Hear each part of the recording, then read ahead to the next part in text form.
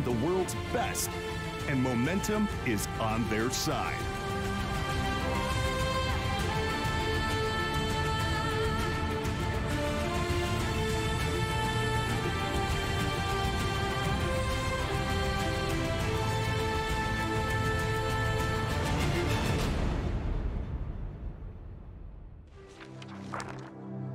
Welcome back to the China Dota2 Supermajor presented by Perfect World and PGL. You are joining us in the lower bracket, and that means it's elimination time. We're going to say goodbye to 3 more teams today after we've already said goodbye to Evil Geniuses just now, who dropped to Optic Gaming. Our next matchup is going to be a good one as well. TNC versus Storm. With that being said, let me introduce to you my panel. We have Kyle, Capitalist, and Bulldog. Gentlemen, hello. Hello. Good morning. Good morning. Good morning. Hi. TNC versus Storm, guys. Should be a good one. I feel like this is a fairly even matchup, Capitalist. Yeah, hopefully it's a better matchup than the last series that we just saw, because Kyle seemed rather disappointed in not the results, but the play. I was so ready for Game 3. I was like, this is the dream, you know? Optic EG, 3 games, elimination on the line. And then I was so... I didn't even know how to analyze it, because I was like in the middle of like talking about something, you know, my usual just bullshitting about nothing. And then all of a sudden somebody's stunned, they're getting wiped. I'm like, wait, what? What just happened? Yeah. Disappointing. But don't worry. You still got some North American hope in this matchup. You got VGJ.Storm. You want to start with them first? I mean, they've been doing quite good. They obviously are in the lower bracket, which is a shame for them. But they did have some good games, even the ones that they lost in the groups themselves. For example, against Secret, they almost won, kind of through. But they've been doing well. Yeah, I think that VGJ.Storm is to kind of eclipse them between Evil Geniuses. I think that you look at VGJ.Storm, this is a team that's actually figured themselves out. They figured out some general formulas that they like to be able to run, some comfort heroes for both their 1 and 2 positions, and especially for their 3 position. I think Snake King probably has the most defined style of everybody, him and Resolution. I think there's definitely ways that these two like to be able to play the Dota 2 video game, and everyone else, I think, has to accommodate that. Yeah, but Snake King, he's been having some ups and downs. He's been having some really rough games, honestly, and the same with the entire team. I'm not sure I agree with VGJ. They've been throwing away some big leads. Yes. 20K leads, that's not normal. And then a 14K lead, even though they won that game, but still, they've been playing pretty sloppy. Yep. I think that I love the team, so I'm trying not to be biased either one way or another. It's like trying to coach one of your kids in Little League. You're either going to be too hard on them, or they're going to play shortstop the whole time. But they won a minor. They did very well at MDL. Yes. But that was when they were still kind of new. They had momentum. Their drafts. Phase. Yeah, exactly. And this is a completely different scale of an event. And I feel like TNC is favored in this if group stage TNC shows up. And that is the big question. Yeah, this is something that, like, it's the next step for every single team who runs into initial success, is that whether or not you're adept at being able to adapt. Right? You're being like, you have to be able to change up your playstyle at some point in time. People are going to start looking at you. They're going to start studying you. Like Kyle, I'm sure you guys have had your fair share when you're on Complexity of being kind of figured out at some point in time, right? Like, you guys had very defined playstyles, and I'm certainly not like Bulldog. I mean, TI3 just play the same heroes and just keep winning. You know? I mean, there's a Easy big peasy. difference in that situation, right? When you're actually good enough to make a playstyle work, you can just run through teams. That's right, exactly. And I don't know if you even need to figure out Complexity, honestly. You just play normal Dota and you just beat them pretty easily. But to be fair now, maybe they need you back, because they're not doing so hot anymore. Yeah, maybe Alliance needs you. I mean, they kicked Loda, so they're primed and ready to actually succeed, right? Alrighty then, back to TNC. TNC, I mean, it is fair to bring up that you hope that the TNC of the group stages show up, because when they showed up on the main stage Monday, we heard Cuckoo say like that the toughest opponent they fear is Team Liquid, and that was actually their first matchup. They just dropped the ball completely. They looked like a completely different team, and they just straight up looked bad. Yeah. And I don't say that very often because I think that's kind of mean, but it was the case. Well, it's just, you know, they have so much potential. They We saw them play. We know in how the they groups. can play. Yeah. They looked great, and then it comes out, and they just seem like a shell of their former selves. And unfortunately, that's been their pattern. They kick ass in the group stage, they show up in the bracket phase, the playoffs, and they just crumble. And this time, normally you can say maybe they're used to playing in hotel rooms, and then that's their comfort zone, and you put them on the big stage, and then the big stage is new and there's a different environment. But for the first day, that was a hotel room game. What could make them crumble under pressure so much? I'm not sure, because this is also a team that succeeded in the biggest pressure that you could possibly receive, which is at TI in the lower bracket against a team that you probably have to be fearful of, right? In that matchup against OG, there's got to be a lot of nerves going into that. So I would say, personally, I think part of it is the matchup. I think that, they were probably scared of Liquid, but I also think that that they would match up better against Virtus Pro, who they did have that strong showing in the group stage. They did take a game off of VP, which is great. They're going to match up better against that team than I think Liquid, who I think is a little bit more adept at being able to split you apart. You at least know Virtus Pro, they're going to fight you, and I think TNC is very good at team fighting, so it matches to their strength. All right, let's talk offlaners. Bulldog, you are the offlaner experts, and our featured matchup is Sam H versus Snake King. Talk to me about that. Yeah, as I already mentioned, Snake King, he's had some ups and downs. At times he just feeds, so he really needs to step up his game here if they want to win this, or even go further. Because right now VGJ, they look like they're okay, and they could potentially go really far, but I think a lot of it is on Snake King. And Sam H, he's played a little bit of bat, which hopefully we don't see anymore, because that hero is not so hot right now. It's garbage. Why? That's just terrible. Why? It doesn't do enough damage. You need to actually just take over a game single-handedly and be like 3-4 levels above everybody to actually kill people. And the duo lanes is just not working for it him. also, you naturally push the lane by playing it, which just seems counterintuitive to how you want to play Dota now with a huge focus on denies.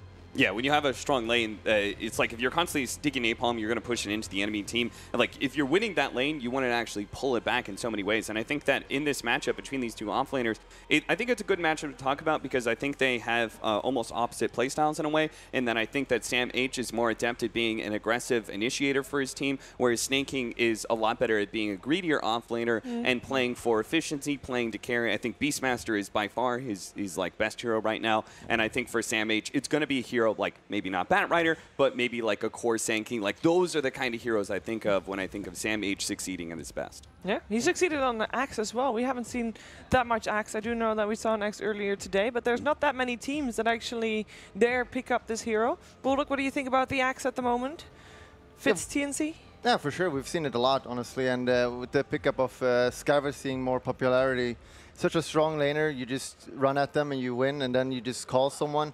Counters so many carries as well. Blade Mill, you kill like half the hero pool of carries, and it's always scary. And with the Skyver ult as well, of course, you just burn anyone. Yep. I think Sam H plays it super well. He loves the initiating aggressors, as we were just talking about, and snaking a completely different style. I think it's more that he likes to play the team fight offlaners. There's really two distinct ways to play it right now, and he loves the Dark Seers, the Enigmas, the Tides, the Beasts. It's like the centerpiece of the draft, buying the sustain items, the team fight items, and sort of just playing the right areas of the map, whereas Sam H is all about making plays. Yeah, I think playing the right areas of the map is actually something really good to describe Snake King, because he's particularly good at being able to shove out side lanes and not get caught doing it, or when he dodges a gank or something like that, he plays for that extra bit of efficiency. He'll always cut the next creep wave, something like that, and that, I think, is really part of the strength of VGJ.Storm and what Snake King's brought. I actually disagree a little bit with Bulldog. I think Snake King's actually playing pretty well for VGJ.Storm, especially when they were having their most success.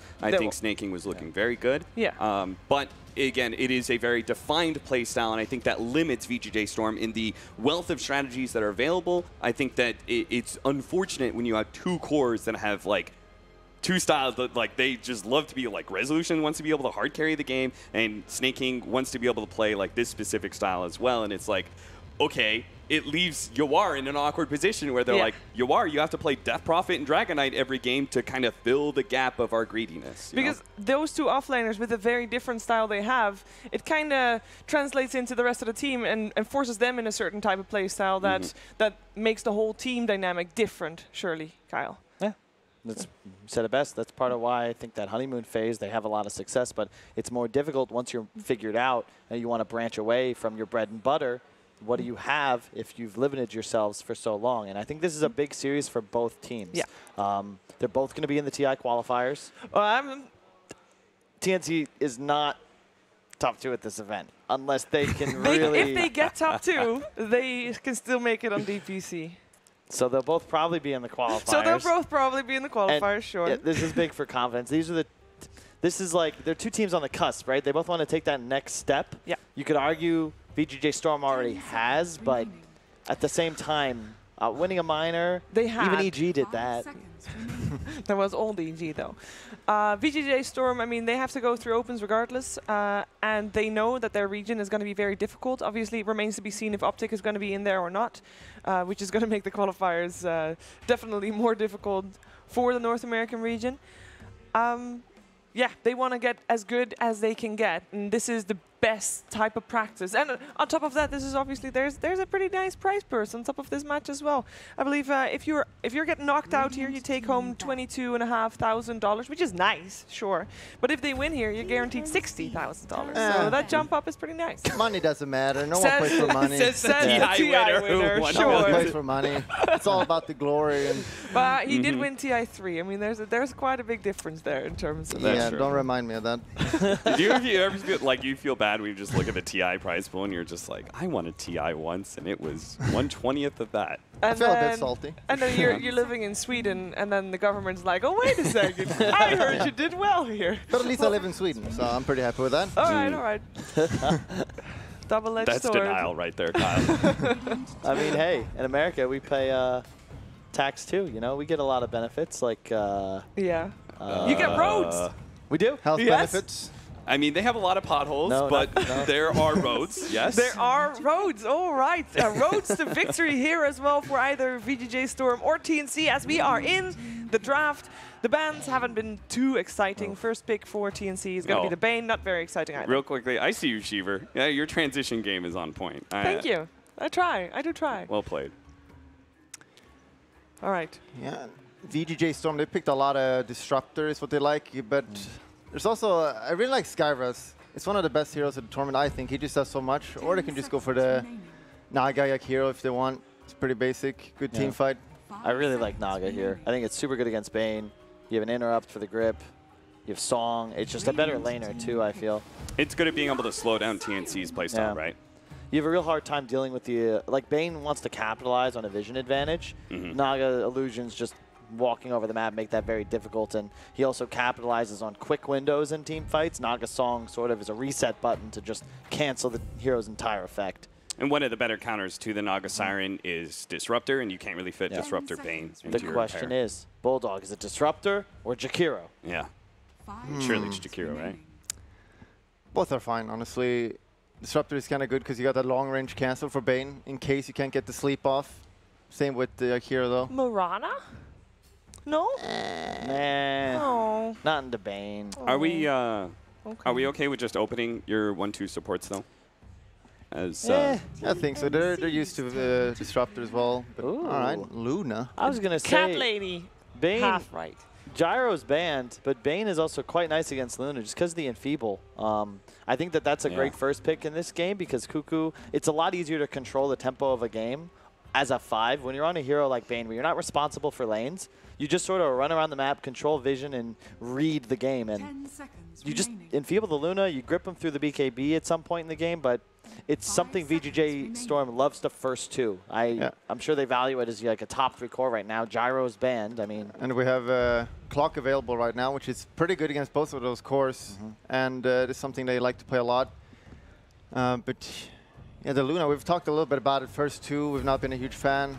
Gets countered, it doesn't get the start you want, and then it kind of falls behind on farm, and then you got a Luna. It's not that nice. You can also go Lycan here if you want. Not as good against Naga. Yeah, that's why I like the opener, just because Naga kind of covers the Luna. You want to play some sort of BKB carry up against him and stick to him, but there's always the threat of the ensnare. So heroes like Troll, Lifestealer, in theory, they're good against Luna, but then they just get netted. I was going to say it's the same thing, except for Death Prophet. I think is one of the kind of better heroes to match up into the Luna, and TNC have loved being able to 1-2 it when the Gyrocopter's taken out in the first 3. But you know, you have this like exorcism, this long cooldown, but if you run into a team fight, you just get slept. It feels like a total waste. They're taking a lot of time. Not coming prepared. TNC's turn to The Axe. All right. And normally you kind of have your first 2 heroes figured out, right? Before the draft, or at least, you know, if we get Bane, we'll try to get this one instead. I guess the Luna threw them off guard a little bit. Yeah, which is surprising because it was first 2 in the last series VGJ.Storm played. I mean, it's nice here, but as we saw in that EG Optic series, you can have issues with Axe if you just play up against a Yule's hero. And it was great when it was first selected. I think LGD and Newbie were the ones that really brought that out, but now that it's being picked so early, people remember. You know, this is a lot of heroes like Bloodseeker as an example. We've seen him time and time again in these games, but eventually he's going to get figured out, and then all of a sudden he'll fall off hard, and he'll start losing a lot of games. I think DK is probably the best example of that, where people pick him far too much now, and everyone remembers how to beat it. Same with Gyro. I think it's a high-risk core right now, right? And then it like really needs a strong laning phase to be able to snowball forward, and it doesn't have, like, it can't afford that recovery time if it has a bad laning phase. We're going to see the Naga Siren supports being banned away by TNC. Both the Jakiro and the Disruptor get taken out. Here, I think TNC also, like, because of the potential for the Yule's pickup, I think they need to be careful to make sure it's not a good Lina game for VGJ.Storm. And DP here is still open here. Both team likes it, and that's one of the things that any natural Yule's hero is such good counter against Axe, because getting that BKB on him, it takes so much longer, and you're crippled so hard by that Yule's if you're fast enough with it to counter him. Yeah, I like Warlock as well. I think with Naga. It's banned. Is it? Oh wow, first 3? Wow. Yeah. Okay. Yeah. Can't see it all the way. SVG. It's okay. Really loves that hero. You've got a monitor clue. Oh, you can't see that either, I guess. No, it's okay. I should have predicted that. Analyst. Or Kyle, where is he at? Radiant team. Bring back OD. I can't. It's tough shoes to fill.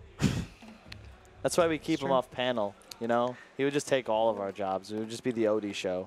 So while Skywrath Mage does get banned, great duo with the Axe, there is actually still Leshrank in the pool. He's certainly fallen off. Yeah. I think I agree with Bulldog, though. I think you might want a DP here just to take it away from TNC. There's so many of those key heroes taken out. Yeah. Armel has played Death Prophet twice and won twice. I mean, Death Prophet has not had the greatest success this tournament so far, but in the hands of TNC, when Armel played it, it worked out. They had Raven play it once, and it didn't really work out. But we also have Slark still in the pool here, which could be it's always a good hero against Luna. And this TNC got the 4th pick here. Can't counter with Bloodseeker. I think that's going to be... Is that a Snake King Mirana or is that a mid Mirana? I kind of feel probably Offlaner. I don't like it at all, like as a core against Axe. Yeah. Like I just don't like it against Axe. Period. But agreed. We had didn't we have a series in the group stage where the Mirana got totally countered by Axe?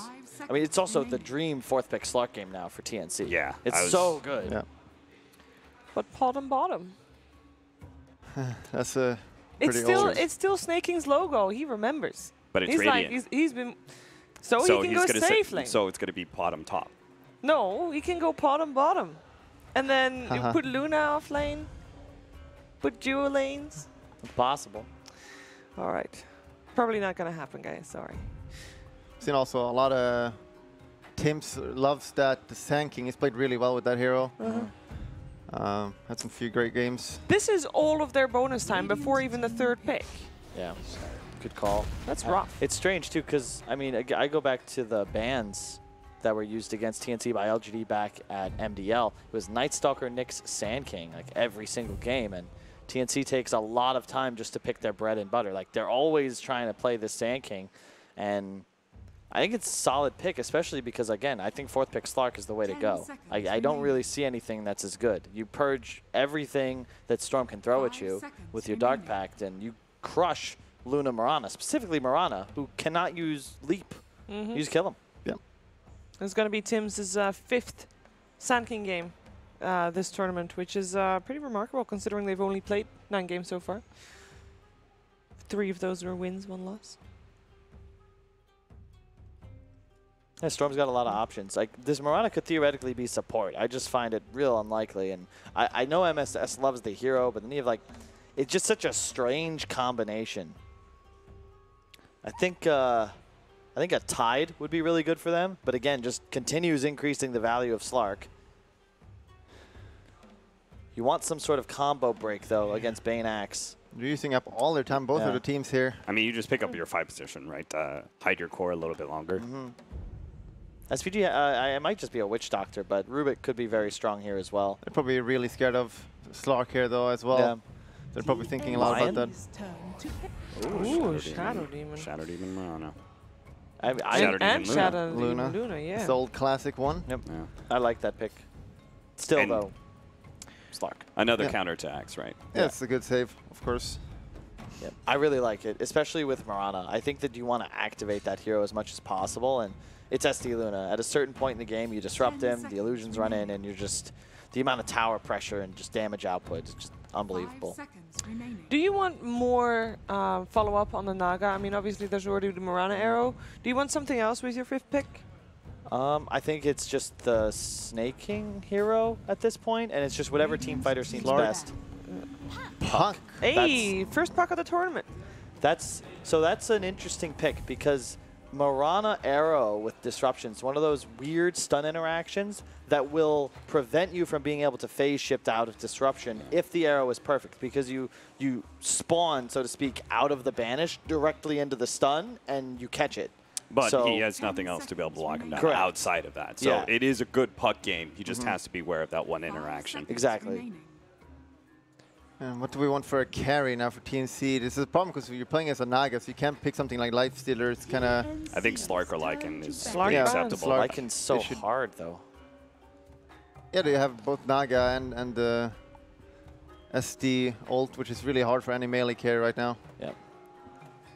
Could you Terrorblade? I mean, into SD, that seems so bad. What Raven hero is their answer now? I mean, again, just stand by it. There's no way Puck is getting banned by Storm. I think Slark, his 4th pick, was your best option.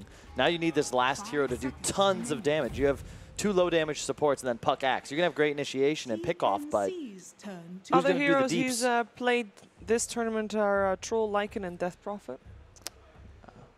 Troll is not the pick at all. What He's about confided. what about Chaos Knight? Is it a good Chaos Knight game? Chaos Knight versus Luna. When you stun Marana. someone, you get disrupted. Like, They- there's just a save. It's a single target. Be concerned about their lack of wave clear as well. They Yeah, that's- have played Lone Druid. I was, I was gonna bring that one up, but I figured I'd let the expert speak. 5 seconds Yeah. Sure, I mean, Lone Druid is always Hey, good. don't laugh at that. Radiant team pick. That was mean. No, I'm laughing at Kyle saying that he had that idea, but he left it for the expert. He was course. like, Bulldog will surely Yeah. sit. Kyle doesn't never backpedal Good or anything. Terrorblade, though. This is also the first Terrorblade of the tournament, I think. Yeah. It's Raven. It's a Raven special, but I mean they played it all the time at DAC, but it was a lot more meta back then. He's been nerfed hard, and he's playing against Shadow Demon and Marana. It's a really rough 10 TP game. seconds remaining. Like I said it, but it's just not ideal. It gives them, it fills the holes in their draft, and they also, when they play Puck, love Terrorblade. Yeah. It makes your Tide better for VGJ. Yeah. I think Tide is super good here. You could theoretically. This is all the time. Well, and it's going to be Underlord. the Underlord. Would Yeah. be like the secondary That's- pick. I actually think Yeah. it's better looking at it because you have the pit now as well for the Puck. Yeah, The oh, pit is yeah. another immediate cancel on the phase shift. So if you disrupt into pit, Puck just has to sit there, and if he doesn't have a Yules, he's going to die. But it could go either way still, but I feel like the Storm draft is far more balanced, and they just have much easier win conditions. Yeah. You need a great game from Raven and Armel now to win. Yeah, and they have the save from Axe and the Naga to reset the fight, so I'm going to definitely say VGJ.Storm as well. There's no doubt about it. I think VGJ.Storm have the better draft. TNC have to snowball really hard. All But right. Storm. Let's find out if TNC can snowball indeed, and if the right TNC shows up. The TNC from the group stage, will they be present against their match versus VGJ.Storm? Let's find out with Trent and Zayori. Thank you very much, Sheever. An exciting game indeed. TNC getting rocked by Liquid before, now looking for redemption against VGJ.Storm. Trent, how you feeling about the drafts?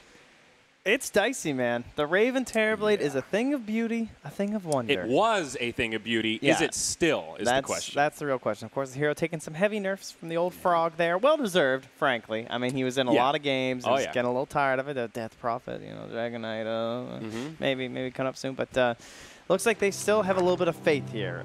It is, I would say, his most signature hero. So they're looking to get the game going. But some of these other heroes, you know, speaking of nerfed and taken away, Puck. Like, another hero that has kind of fallen off the map, but I can see why they're looking for it. Of course, the heavy damage from the Terrorblade is going to make up for the lack of a little bit of damage from the Puck. You need that nice little double bubble strat with, like, the axe control and the Puck control. But it's a Puck. They're relatively squishy on the side of VGJ.Storm, so we'll see how it goes. Yep, and some early rotations here. Both teams have grouped up. TNC did burn a smoke to get out of the base a little bit more quickly.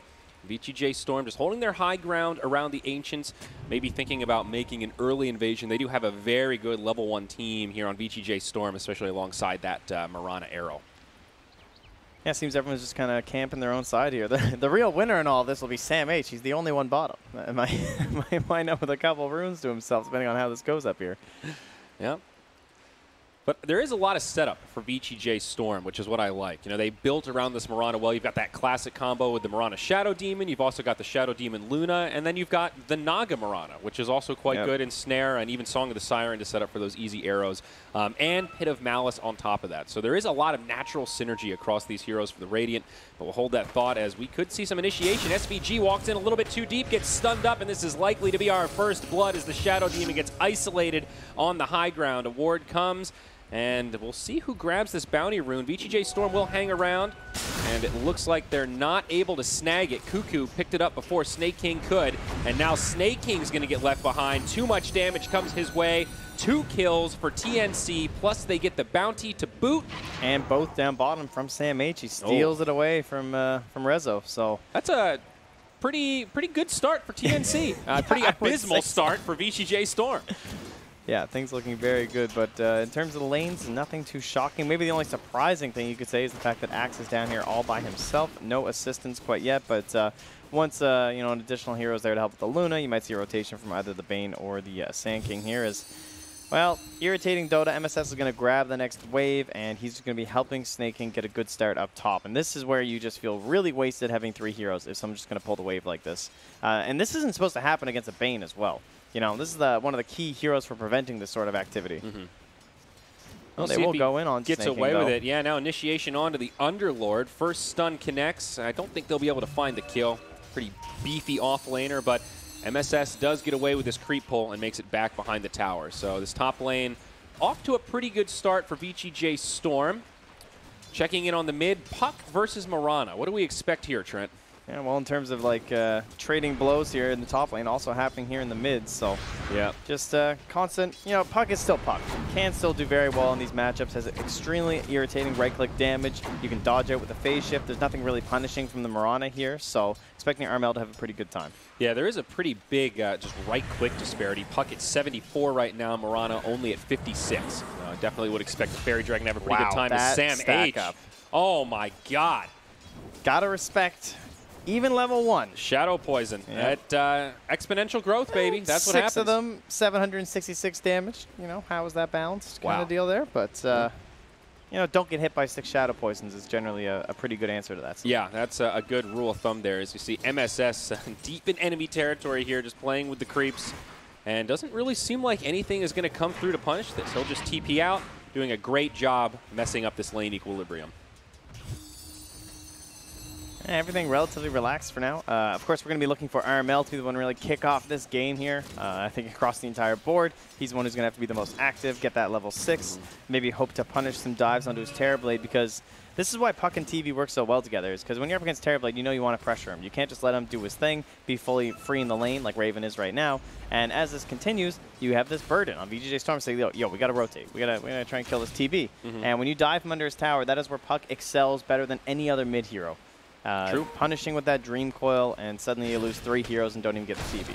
Now, one of the big disparities, it seems, in this early laning phase is just the offlaners. Underlord not getting a huge amount of last hits, but able to have some presence here as he drops that Firestorm onto this huge pull into the jungle. Axe was getting zoned out. He's starting to get some presence in that lane down bottom, but I worry about this Axe having a slow start, especially after conceding that first death. This is a hero that really plays off of momentum, Trent. Yeah, you're unlikely to see anything like the S4 Axe in the last game in terms of getting that early Vanguard first. Don't really see that coming for Sam H right away. And that's just not Sam H's playstyle anyway. He is certainly the kind of guy that wants to be a little bit more involved, not necessarily as high on the net worth. So it shouldn't be too much of a surprise for TNC. I'm sure they were kind of expecting it. Got some rotations coming mid now. Cuckoo on the Bane, sets it up onto the Mirana. But Armel very low on mana, so no real kill opportunity, but a turn, the arrow the other way. It connects on Bane, and VGJ.Storm strike right back as MSS makes the rotation, and that will square it up 2-2. Good little turnaround there. Yeah, pretty much evens us all up here, including the net worth. We move into our first nighttime. Could maybe find some rotations here between Tims and MSS as they collide in the river. I don't think Cuckoo will be here. Oh, maybe he will be here in time, actually. Yeah, stun connects on MSS, and now the Nightmare comes. Raven makes the rotation. It's a 3-on-1, and this poor Naga Siren will be isolated. No teammates inbound, and she falls to the wrath of the Terrorblade. Raven getting credit for that one. I'm in time with the TV farm, but obviously Rezo's farm is going quite fine down here as well. Yeah. A-OK, completely guarded here. No real concerns. The Shadow Demon, just an excellent pick up against that Axe, looking for the saves. As, well, Snaking could use a bit of a save here. It looks like with the meta TP coming in. Yeah, TP rotation now from SVG, but gets put inside of the Nightmare, and Snake King, out of options, will get brought down. Raven gets another one. An early killing spree secured for this Terrorblade. Great use of the lingering duration on that Metamorphosis as now Tims gets repelled. Soul Catcher 3 stacks. And you get the fourth. It's going to be close. Nice sidestep, and the Sand King will be fine. Yeah, you start to worry, man. Those things get adding up on you. Mm-hmm. Oh, meanwhile, in the mid lane, yeah, looks like Armel was also dropping a bit low as he's just getting in towards his bottle. Yeah, the mid lane's been pretty even. Yawar, as we mentioned, had a bit of a disadvantage just based on the matchup, but he's been holding his own. Only 2 last hits behind the puck. Behind on a couple of denies, but that kill certainly tipping the scales to put it in his favor. Yeah, you got a couple tools in your arsenal here, just like arrowing like the catapult. You'll see right there, those kind of plays. Just easily keeping your most important CS parts up. It is really just the denies that you don't have a lot of options over with the higher damage there on the puck. But Armel is also level 6, so Dream Coil's out, and that is the time with the Fairy Dragon. Now just brings a little bit more to the field. 6 minutes, Sam H. Just working around in the jungle here. Still only level 4 on the Axe. Really not a lot of farm to his name. But same token, keeping up with that Underlord. Both offlaners really not having an easy time in this game. And SVG's coming in close here. I don't know. This might be a chance at a kill here, but Cuckoo's also there to protect. Very tense down here. With the Eclipse, you kind of feel like they want to try something. Yeah. Usually like to wait to that level 7 on Luna for the extra damage, but kill threat is certainly there. Meanwhile, up top, Raven, protected by Tims. Temps all over the map here, including the rotation from Cuckoo up there, so that'll leave Sam H all alone. Yeah. And that'll be the punish on they MSS. do catch Tims. Maybe who gets caught if they go 1 for 1. MSS falls first, but Snake King does clean up the Sand King. Cuckoo finding credit for that, so this time not going the way of the Terrorblade. Yeah, very relaxed so far. We don't really have any sort of a rotation yet from Armel once again as he just continues to try and accelerate himself in the mid lane. And as much as we talk about the pressure onto the TEB, likewise, wouldn't mind a little bit of pressure onto Rezo. Yeah. How do you feel tempo-wise about this game? Looking at the TNC lineup, I think they might be the ones that crank things up into this early mid-game once we move out of the laning phase. Just the nature of this VGJ.Storm draft makes me think they're a little more comfortable with this slightly more passive game. Though, as I say that, we will have initiation onto Tims. Arrow does connect after the Moonlight Shadow catches him off guard. Another one on the scoreboard for VGJ. Yeah, I think they're not only just kind of fine with the passive draft, but honestly, they can go out and get kills themselves very comfortably with the heroes they have. Just the Shadow Demon, the Naga, and the Mirana very willing to roam around, whereas you're going to have Snake King and Rezo kind of being the more like lane-focused, pushing out, getting a lot of gold on themselves, trying to build some auras onto this Underlord, and make sure they're ready for those team fights where TNC are trying to win something right next to the objective, trying to allow Raven to go in with that meta and destroy an actual tower here. So far, Sneaking's really been holding his own. Yes, he went down up top twice now at this point, but that tower is very healthy for 8 minutes against the TB, with 2 supports for most of it. He's also over the hard part, right? I feel like Underlord really level 5, that third point in Firestorm is when you can clear waves very easily. You actually have a little bit of a kill threat if they dive you. Before that, the Firestorm feels a little underwhelming, kind of just tickles.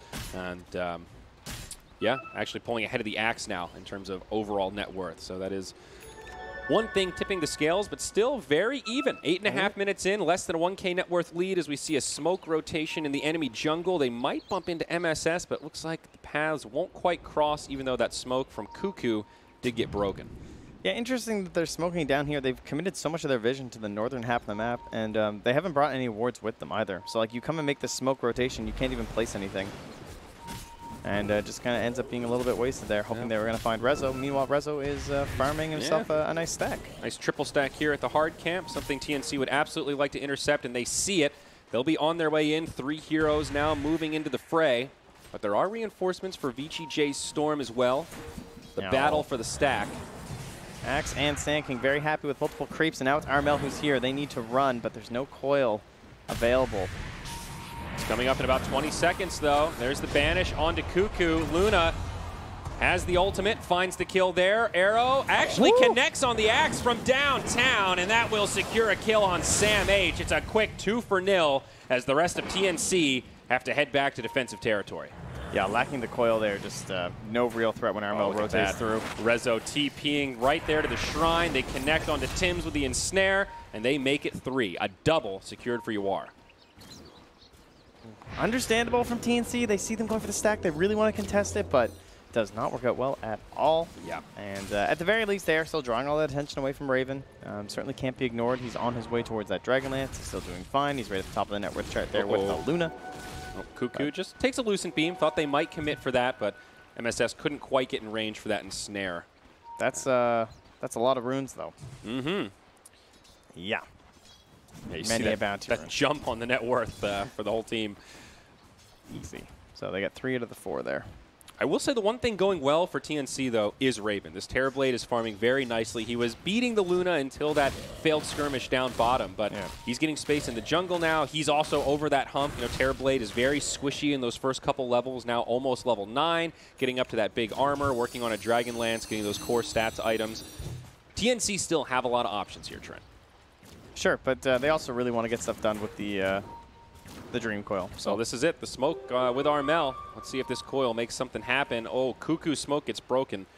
Great positioning from MSS, just anticipating this movement perhaps. Courier flying overhead.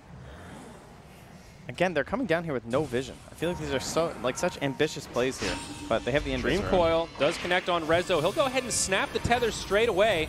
Just heads back towards his shrine. TNC have no way to follow up. Now on the other side, they do catch SVG. It looks like it'll just be a quick pick on the Shadow Demon. It is something for TNC, but they rotate 4 heroes, including the Terrorblade and the Puck. Definitely hoping for more than just a position 5. Yeah, Moonlight Shadow coming in big there. Going to pick up that detection on the side of TNC. And they're going to try and use the meta here, though. So what's their defense? The Underlord will make his rotation. Oh, Arrow. It does connect onto Armel. This Puck could be in some trouble. Able to jaunt away defensively as now Snake King has moved into the lane. And just like that, TNC push gets quelled. The tower still pretty much topped off.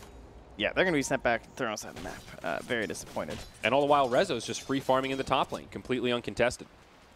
Yeah, not only are they heading into an area where they have no vision, there's so much vision down here from the Radiant side. Like, they see all of these plays coming through. They're watching people TP to the tower, and they're able to just kind of judge what the plan is from TNC. So that means Rezo's able to dodge. He goes top, and he's starting to force down this tower here with the catapult there. Yes, they're able to glyph while the Luna's there. Now she leaves, meaning no threat to herself, and the tower still takes so much damage from that catapult. Yeah, and now the rotation on the backside. Tims will connect onto the Luna. Now Nightmare to follow up. SVG trying to spam out some poison, but Armel's there with a Dream Coil. Rezo is in a lot of trouble, and he falls. Can they get a counter kill? MSS very low on mana as SVG gets stunned by the Burrow Strike. It's a quick 2 for TNC. Now Snake King making his way in. Bane clipped by the arrow. Tims goes down first. Armel trying to defend Anthropos, but it will not work. Cuckoo falls, and now Armel has to make the retreat, jaunt to the low ground. No way to pursue. 2 for 2. But advantage for TNC is they do get that kill on the high prize Luna. Yep, sure. It felt like SVG maybe getting a little bit too close to the Luna there, just not counting on the silence from the puck. Of course, meant he couldn't disrupt to go for a safe play, maybe buy some time for someone else to come and assist. But in the end, yeah, it's nice stuff there from TNC. And we're working on that Blink Dagger next for Armel post Veil. And yeah, you can see Sam-H just clearing up some creeps there to try and get himself in towards the old Blink Dagger. He has the treads on Axe, not the most common item, but pretty rare indeed. Value purchase there with all the stats and everything. Down bottom, Raven able to finish off that tier 1 tower. First tower kill of the game. Capitalizing on that space from the rotations up top as SVG is kind of lingering around. Does scout out Cuckoo, but all alone down here, needs to be a little bit careful. All the while up top seems VGJ.Storm, we're considering at least making a movement up there. We've got a smoke from Yawar and MSS. Also a good deep ward behind the tower, so feeling pretty confident about this rotation. Yeah, MSS is looking for a few more kills here after just getting the double there. You know, you want to keep on stacking up. He's 2, 2, and 5. Wants to get in towards that Meteor Hammer. Already has the Bassi ready, so he's looking for some toggle plays. See if he can be the big teamfight element that they need. Yeah, I like Elephant better. I actually like Elephant better too, personally. So, well, Moonlight Shadow used. Rezo finished off that tier 1 in the top. I was just pressuring the tier 2.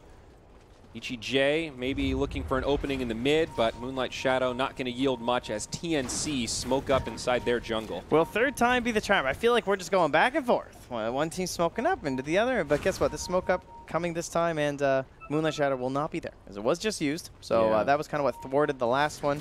Maybe Double this damage will in go better. that bottle for Puck. So definitely some kill options for Armel. They might bump into They have Resolution vision here. this time.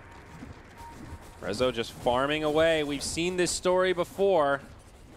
Thinking about the economy, ready to get caught as Armel hits him with a coil, follow up Fiend's Grip, and no rotations. It's a dead Luna. Now that's how you smoke. You get some forward vision first, you spot the target you want, then you go and kill him. You don't run in blind, things work out a lot better. No one pops you from the high ground or anything like that. Game looks good. They had a plan. Plans are great. They tend to make Dota a lot easier. Well, all grouped up, VGJ keeping their jungle safe. These two supports kind of just following around Yawar right now. Yeah. For a pretty standard build on the Mirana, just a Maelstrom queued up next. I think this is, I mean, they just got punished for this, sure, because the Luna obviously died, but this is kind of the game plan. It is Luna on one side, pushing waves, Underlord on the other, and these three are your kill threat. Anything, you know, happens, run into some trouble, pop a song, get out. Yep. At this point, Snake King already has his helm, and he's well on his way to the old Crimson Guard next. Very nice against TV draft. You ever heard the 6 Ps of preparation, Trent? No. Proper planning prevents piss-poor performance. That's a lot of Ps. Mm-hmm. And it'll help you remember to plan ahead in the future, bud. I got your back. Anyway, back to farming we go. Relatively slow mid-game here, Trent, so we're, you know, breaking it up. Sam-H, he has not gone for the blink because he's going to allow his Sand King to get it. Yeah, it just picks it up now. A little bit of space to Tim's, and so it'll be a Vanguard for the Axe. Similarly, probably looking for a Crimson Guard, right? It is very good for the Dire side as well. I mean, they need a front liner. They have a relatively squishy lineup, so I think in this game it makes sense for the Axe, especially since he hasn't really been ahead this game. Just tank up and make sure he doesn't get blown up if he does go in. Yeah, and this is that whole concept you've heard the panel talking about in terms of like Sam-H. You look at that comparison between him and Snake King, you're looking at the numbers, and what happens? It's like Sam-H's numbers are real low. He's got a lot less net worth, but way more kill participation because he's the one who's involved in these actions in the early game, whereas what have you guys seen Snake King do this game? Defend towers. Yeah, he defends towers, he hit waves, and he farms neutrals. You know, he's looking to get a lot stacked up on himself, and that's why he's second in net worth on the Radiant side, whereas Yawar is the one who's roaming around trying to create some sort of plays and building in towards this very early Maelstrom that you guys have been seeing from plenty of teams here at the China Supermajor. Yeah, I like this Helm of the Dominator on Snake King. He's got a Centaur here just to follow him around, so an extra AoE disable for the side of VGJ.Storm, but farming very nicely. Definitely one of the upsides of the Underlord when he gets this kind of space. He is so irritating when he just runs into that front line, has that atrophy aura on a lot of the enemies. Yeah, big effect in these team fights. Terrorblade still farming pretty well, though. A little bit behind the Luna, but Raven has had a lot of space. He picked up that Dragon Lance we talked about. Now a Yasha completed, and just continuing to farm up. Yeah, it looks like a good read here from VGJ.Storm. They kind of all group up down bottom and starting to move together. I think they know there's some aggressive movements coming in from the Dire side, seeing this Axe. Sensing the RMLs nearby. They've got the ward vision on the RML right there. They know he's lurking in those trees, so trying to bait them into a fight while they're prepped here with the song. But Yuar's a little bit far away. He's being shown in the mid lane on that tower. We'll put some decent pressure on as well. Forces out the glyph and a rotation out of TNC. Blink Dagger also up on Puck, looking towards the Yule's Scepter next. I think VGJ.Storm are still pretty happy with this. A surprisingly passive early mid-game here. Couple of rotations onto Resolution, but his farm has continued to recover. He's got the Mask of Madness going. Manta going to be coming up next. VGJ.Storm have really good positioning. Like TNC just haven't had any openings to find kills. The terrific trio is down bottom with the Underlord, though. Yep, sets it up with the Centaur. Actually does get the stun onto Tims. He burrow strikes away, but a lot of enemies inbound. Shadow Poisons, scouting it out. He blinks into the corner, TP home. Tims will make it. Nicely done. Yeah, not going for the old Shadow Poison release there to try and cancel the blink. A little surprised, actually. Ends up costing them in that moment. But Tims had also circled up top. I think he was assuming there was just the Underlord down bottom and everyone else was playing up north, so wasn't really expecting there to be that much pressure in addition with follow-up spells, but survives. So sort of works out, but at the same time, Snake King helps take down the tower with ease, and Cuckoo shows up with a Nightmare. Yeah, but Tims is here. He shows up with an Epicenter. Some pretty decent damage, but the Underlord is just too beefy. Tims gets turned on, and he'll be the first casualty. Tower does not get defended, and that Centaur sets it up again. The alley-oop for VGJ.Storm as Cuckoo bites the bullet. And this Tier 2 now under siege. They force out yet another glyph. Big victory for VGJ.Storm. Okay, put themselves just over a 1K lead here. And now Blink Dagger on Axe gets picked up. So even though they did lose 2 heroes in the bottom, that was a little bit of space for Sam H to finish up that next big item. Okay, so he'll just like completely skip out on the Vit Booster, then head right in towards the Blink. So finally something to work out with RML here. Having an okay start, 1-0 and 5, but obviously he'd like to add a couple more kills to that total. Be more like you are there with the 3-0 and 5. Slow and steady here, but with all that momentum, Luna really starting to pull ahead on the net worth. Resolution. It's going to be pretty scary if this keeps up. Oh, mid lane now, stun from Tims. Tickles the Underlord a little bit, says, hey there. But Sam H, he jumps in, and this one hurts a bit more. Defensive disruption into a Song of the Siren. VGJ able to break this fight up, and now here comes the turn. Meteor Hammer comes down, Axe gets obliterated, and the rest of TNC not able to do much. Yeah, we saw that Warlock banned out in the first phase, and then after the Naga pick, as you would assume, TNC rightfully banned out the Disruptor and the Jakiro. So with the Shadow Demon, they're lacking that kind of common follow setup, but it's okay, because MSS has been given quite a bit of fire in this game. You know, you've seen him going up there with his illusions. He's got 4 points Riptide. Easy gold. And so right into the Meteor Hammer, using the perfect toggling of the Bassi to set it up. Guaranteed follow-up stun provided by a single hero. Absolutely. Teamfight all in one package. Yep. This is why Naga is first pick. Invasion into the enemy territory, clearing out their ancient stack. Yawar with an arrow from the high ground, off the mark. But Tims, he might be in some trouble here. And Snare gets disjointed, close one, but does indeed survive. Now Manta completed on the Terrorblade. So right now Luna is just straight up an item ahead of Raven. They have the same inventory, but a Mask of Madness, and now BKB going to be on the way for Rezo. Yeah, it's kind of how it goes, right? You know, the farming mechanism definitely comes online quite a bit earlier for Rezo. Meteor Hammer mid. Okay. A little chip damage there from MSS, not bad. Yeah, man. Value Town. Yeah, that's what you got to do. Up top, Tier 2 tower with that siege creep falls very quickly. No defense mounted by TNC.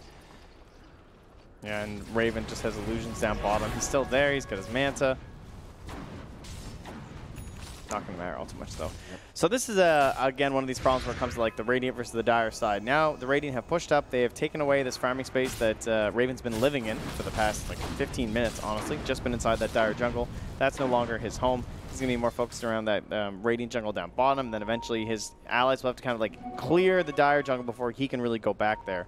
Either that or he just kind of gets locked into this little area with like the Dire farming triangle. He will go for the TP. From Raven, he'll be able to live. It seems like VGJ have done a really good job maintaining vision this game. Like their wards have just always been a step ahead of these team fights, it feels like. Yeah, definitely. I think TNC lacking right at the beginning kind of hurt them when they needed to come online with the puck and the axe. They just couldn't find any good fights because the vision wasn't really there. Then when they finally had it, they got like one good smoke in, and at that point they were out of smokes. So smoke time once again. Let's check their vision. Got one inside the Radiant jungle, and they haven't spotted one for a while. They forced the Underlord down bottom, so they're probably rightfully assuming they're in here, as they're actually all siege balled creep up there. Cardi bumps into him. Deny up top from Resolution. It seems that's the target that they want, but Rezo's headed back to friendly territory with everyone missing off the map. Seems VGJ might be suspicious a smoke is inbound. And they head back defensively. Mid lane, they smoke themselves with their other 4 heroes. And neither side going to bump into each other. Yeah, Radiant are scanning just up on their own high ground near the Ancients just to make sure that it's clear. But they have a wave hitting the tier 2 in the mid lane. So they're well aware that TNC are up to something. See if we can find a miracle arrow here from Yuar. Just kind of makes these fights very easy. In fact, it's Armel coming through. They drop the ward, and Armel now going to be in a lot of trouble. The arrow does not quite connect as he comes out of the phase shift. And this time, Armel will live. Definitely a tough hero to lock down in that situation, but noble effort as they just head mid. Again, using that siege creep with the Helm of the Dominator, adding so much to the push. Little Shadow Demon Luna action here. Illusions on illusions. It's another tower down. That's quite the army going here from VGJ.Storm.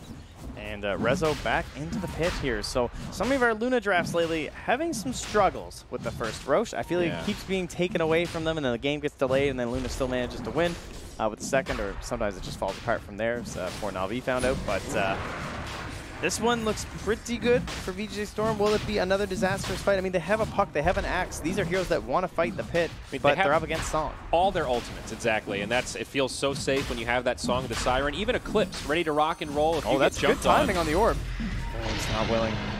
He'd probably die, let's be honest. Yeah, I don't think that's the value play for the puck. Could have been a big play, but I don't know if it's the play.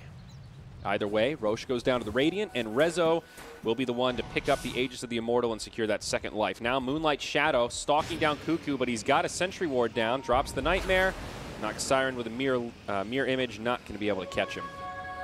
Okay. So furthering the lead, we're up to a 7K net worth lead now. It's been still a pretty quiet game, actually surpassing 8K even, as VGJ.Storm are maintaining a massive advantage. Luna about 50% ahead of the TB in terms of farm. Yeah, just well executed so far from the side of VGJ.Storm. Kind of perfect rotations. They just keep throwing Snake King into these areas where it's like, yeah, there could be some heroes, but he's so hard to bring down. Like, TB is the only one who does damage in this lineup right now. And realistically, he doesn't even want to, like, fight, you know? He's busy. He's doing some stuff right now. He's not coming for, like, these engagements. Feels like TNC don't have something to fight around right now. It's something we've gone back to a couple times, like your Spirit Breakers, your Beast Masters, and sometimes Axe can play that role, but not when he's behind. And they're having trouble just finding these fights. I think that they have the heroes for sure. I mean, they have a puck, an axe, and a Sand King. I don't think you can axe for a hell of a lot more. This Sand King had a blink at, like, I don't even know. It was like 12 minutes. It's like the panel said, though. They have the initiation, but what's the follow-up to actually get the kills? No, I would agree with that. I think that's the problem. Well, either way, Snake King. Either way, they're going to lose another tower here. Yeah, that's a tier 2 down, not defended. I mean, TNC just playing patient, trying to split up, get this Terrorblade to critical mass so they can feel safe taking a fight. But for now, it's VGJ running up to the high ground. Resolution feeling pretty safe, just starts chopping away at it. Timms hits him with a stun. There is a fresh BKB on the Luna. Of course, on top of that Aegis of the Immortal, there is a glyph coming up in 5 seconds for TNC, but this is going to end up being a free tier 3 tower. Feels like they're not even defending the barracks right now. The glyph gets used. There's still Song. Arrow hits on Timms too. Oh, this is brutal. Timms is going to be in a lot of trouble. He might survive, but no surprise initiation. Resolution just focusing purely on structures. Dream Coil now. Armel jumps in, tries to finish off the Luna, but Song of the Siren from MSS on point, drops the Meteor Hammer, and Armel gets destroyed. No buyback on him. Bane goes down next. He'll buy back, but Axe locked in place. A complete non-factor in this fight, but it's Timms with a big epicenter. Connects on the whole squad. Gets SVG, gets Yuar as well as the Aegis. Now the Dark Rift to get the hell out of Dodge, and VGJ.Storm make it back. They did get the objectives they came for. They force a buyback, but they do end up losing 2 at the end. Yeah. Still a massive victory for VGJ.Storm. Of course, getting that melee rack's really going to hurt. TB, he's just trying to like get through this early part of the game, keep your whole high ground, and then that's when you're going to be pushing out. You're going to be trying to like keep that net worth actually rolling into your favor heading later. But they've just lost a big chunk of all future income now with that melee racks down. So, and this, of course, opens up shrines, so extra gold for the way VGJ.Storm and more map control. I think of all the ways to use your Aegis, they're pretty darn happy with that. Rezo didn't even have to BKB there. He still has the 10-second BKB and now a Lincoln Sphere they're going to have to do. Yeah, and you can see here, I mean, they're up on the high ground and they just can't address this. And you are with the nice arrow for sure. Kind of gets pinged out. He just goes for it. MSS says, hey, yo, he's over here. And it just works. A little surprising. So Tim's is, of course, forced back, and then that means he can't initiate, so now it's on the Axe, and then he tries going for a play, but the song is there. The fact that Tim's lives there is absolutely huge, because he doesn't have buyback, and after this song comes, he gets a really big epicenter. Yeah, and in the end, it was kind of that, you know, Pyrrhic victory on his past couple kills. Yeah. Wasn't all too impactful. Yeah. So Shrine does go down now, as you can see. The rotations of the Radiant side pushing their way through that dire jungle, and you know, as you said, they still have a 10-second BKB. They're not waiting for second Aegis before they just go high ground again. They don't need to. They didn't even get a real fight last time. Yeah, Terrorblade, though, does have his BKB, and that's one thing he picked up off the backside of that last engagement. Beautiful initiation from Snake King to prevent Tims from getting any kind of surprise jump. Remember, Tims just gets his epicenter now. Okay, so it has cooled down, but Armel, again, taking a lot of damage. He is able to survive this time, but very low. The Tier 3 tower falls, and again, it just feels like TNC are struggling to defend. Sam H has the Blink Dagger, but gets caught again by Snake King. This is just a free lane of barracks. Rezo doesn't have to BKB, and they just walk away with another lane under their belt. Man, that was actually even a little bit risky. Like, I know you're not waiting for Aegis, but they didn't even wait for Song. Like, that wasn't quite back up yet, yeah, and now that means seconds. if they want to go mid, Song's going to be there too. They have everything. It's insane that they're able to just right-click buildings, finish off the barracks without using anything. All they need is Snake King dropping pits, dropping firestorms.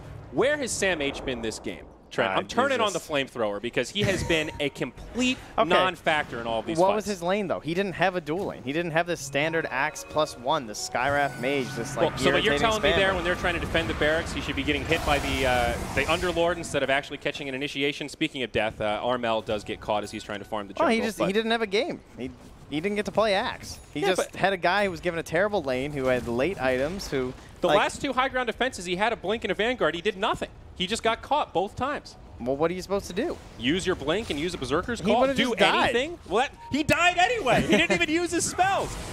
I mean, I'm not saying it would have changed the game, but at least you're doing something. Buyback now on the puck. 18K net worth lead. Final lane of barracks. This is it. TNC have to mount this defense. This is not a team that can easily hold Megas at 30 minutes and then turn this game around. Tim's on the backside. Oh my, the epicenter. He gets caught by the ensnare, and it's a complete non-factor. Sam H does jump in this time, sets up for a coil. Raven with the BKB. Song of the Siren, though. It breaks up this fight. Does not save SVG, but it isolates the Terrorblade, and Raven ends up going down. Now the BKB from Rezo gets deployed. Cuckoo dies. Stun from Tim's on 3, but the GG gets called. And just like that, VGJ.Storm take game 1 in 31 minutes. Well, that looks like playoff bracket TNC. Yes. The saga continues, not group stage TNC. Yeah, and that's one of those moments there where the BKB on Terrorblade kind of worked against him. It was the perfect song from MSS because the Terrorblade, it's a 5-on-1 all of a sudden. Yeah, exactly. Naga just so versatile. Man, I don't know. If there's a team who's willing to just like bring out the Naga, which most teams, again, you should be able to. Like, let's be frank. This hero, you got to be able to play her right now. She's too good. So giving her away, just that wasn't the whole story, though. I just think like overall the setup was just kind of perfect. And on the other side, the TNC one's very risky. It's a TB draft. Yeah. We haven't seen these for a good reason, and they they couldn't just get this early game tempo that they need in terms of like the puck, the Sand King, the Axe. Where was it? It vanished. Where'd it go, panel? Very controlled play from VGJ.Storm. They farmed, they hit their timing, and then they executed. But very curious to see what our panelists thought about game number 1. Let's send it back over. Thanks, guys. Yeah, that was a fairly interesting game, as in the draft of TNC didn't really end up working out. Obviously, the panel was already in favor of VGJ.Storm's draft as the game began. Did that game play out exactly as you thought it would, Cap? Yeah. It actually did for the most part. I think TNC, you know what, the one part I appreciate out of this game was that they just drafted to their strengths, even if it ended up looking really terrible in the draft. This is a TNC draft, so they just tried to go comfort for game 1. I could appreciate that, even if it failed miserably. It was a really insightful Shadow Demon pick from SVG. Yeah. I mean, a lot of his heroes were banned. I question their decision to ban a couple of those. Like the Warlock in the opener when you're planning on Puck TB seems a bit odd to me. But Surely they weren't planning that from the start. that's true. They did take a lot of time. Like to Cap's point, yeah, it's comfort, but was it planned or was it more of a, oh no, we have no time? They ran Give me out of Terrorblade. bonus time before the 3rd pick. Yeah, That's very unusual. yeah. The draft did not look very solid at all. We really wanted that Slark to put some pressure, because when they picked this Terrorblade, they get into that, like, yeah, just we want to farm the game, and then mid-game happens, and you got a Underlord that just destroys all, or removes all damage from them. You got the Pipe, you got the Crimson, and of course the Aura, so they don't have any damage. You can't kill them. You have a Puck that has no damage. Yep. And you have also, of course, the Shadow Demon, so when Axe jumps in, you just counter it. They're so hard countered here, it feels like. Yep. Yeah. Damage is the name of the game, and as Bulldog just said, you just don't have it. You have Puck. You need your Terrorblade to be top of the net worth with an advantage, like 3K plus, right? Yeah. You need your Puck to have a game, and that's just not the case. And I don't know how they win this game. And I think Trent said it best. This is just group stage TNC, like playoff TNC. Yes. What did they do with the team that was here during the group stage? You know, one thing that TNC is lacking compared to VGJ.Storm is a coach. They do not have someone to, I don't know, pull them back from wherever they went, wherever that group stage TNC went to. They have not showed their face yet in the last couple of days.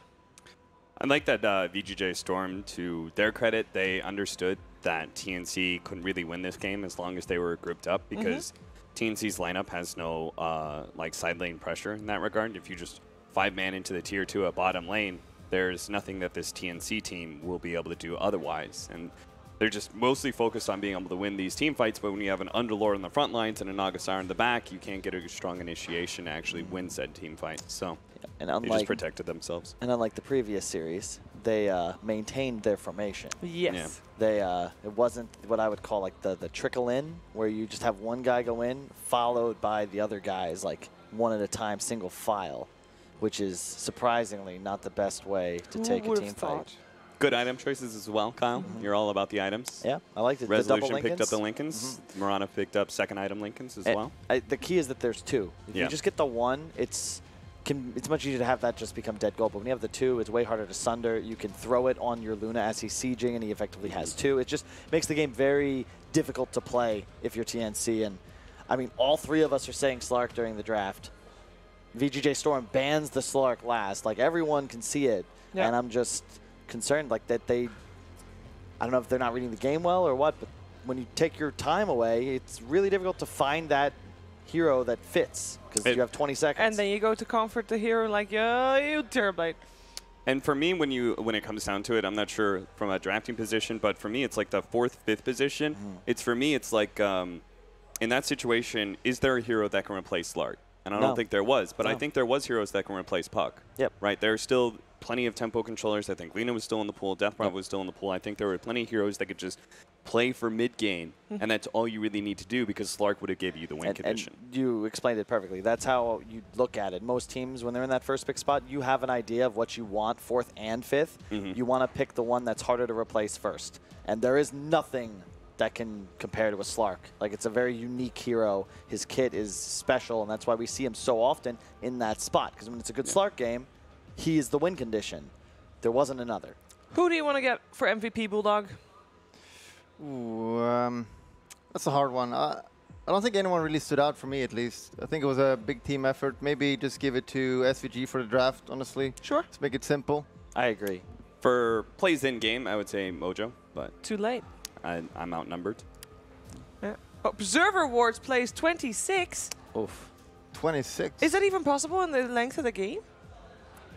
Yes. You are on the winning team, yes. I guess so. Maybe the opponents dropped some and he picked them up. Yep. I guess we haven't very often selected a 5 position for the MVP. That probably makes a difference as well. I have not seen that gray bar be as far to the right as it is right there. But SVG, yeah. Underrated. 5s really just need more love from panels all across the world. True. The hardest role to play, the most responsibility. You've got to draft. It's not like offlaning, you know? All you got to do there, you just run over, you feed a couple times, you know. Press a couple of buttons. There's a reason you put the least mechanically skilled player on position 5, because you just need him to be a drafter, pretty much. Hey, listen, Bulldog, I think we should give some respect to Kyle. I think you and I, we're pretty one-dimensional in that regard. I think we play our core role, we play our off lane. Kyle, on the other hand, he's actually had the experience. He's played 2, he's played 3, he's played 4, and 5.